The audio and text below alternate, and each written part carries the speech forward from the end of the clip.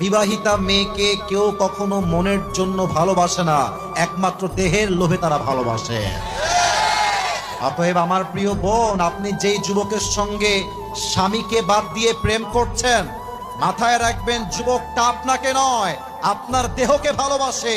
ওর স্বার্থ উদ্ধার হয়ে গেলে সে আপনাকে ছেড়ে দিবে। আর স্বামী যদি আপনাকে ছেড়ে দেয়, সবচেয়ে বড় ক্ষতির শিকার আপনিই হবেন প্রিয় বোন আমার।